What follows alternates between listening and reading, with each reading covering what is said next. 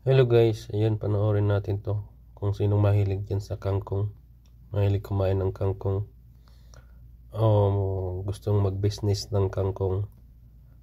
Ito ang magandang paraan sa pagtanim ng kangkong.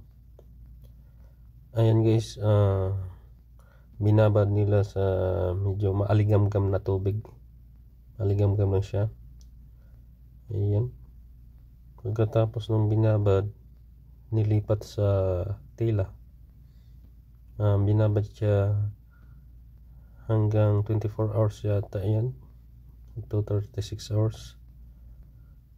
Tapos ayan, nagputol na ng plastic. Yan yung kaputol niya kahati, pinagbubutasan. So ang purpose niyan guys, para yung kung pagdilig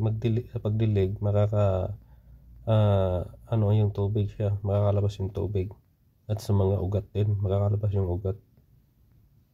Ayan, nilagyan na ng lupa.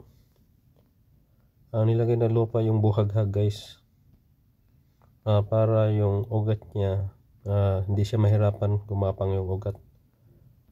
Ayan, lumabas na yung sumibol na ng konti, nilipat na pa isa-isa yung buto doon sa lupa. Ang galing guys, ang galing ng idea.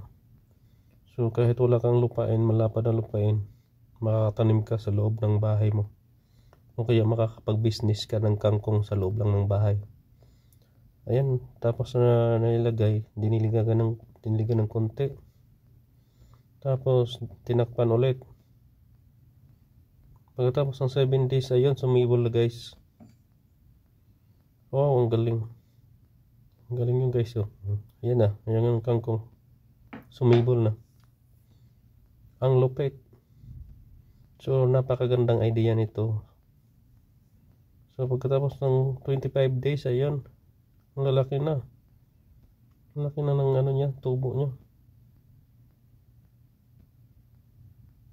Ayan, lumabas na yung ugat. Yan ang purpose ng butas ng ugat. Tapos yung tubig, tuloy-tuloy lang, makakalabas siya. After 1 month, ayan, harvest na guys. Ang bilis. Napakagandang idea nito guys.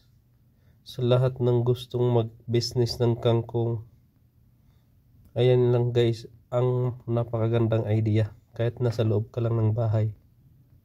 So after 45 days, ayan, harvest na naman. Ang bilis guys, ayan, ang laki. Malalaki na naman, mas lalong lumaki, mas lalong kumapal.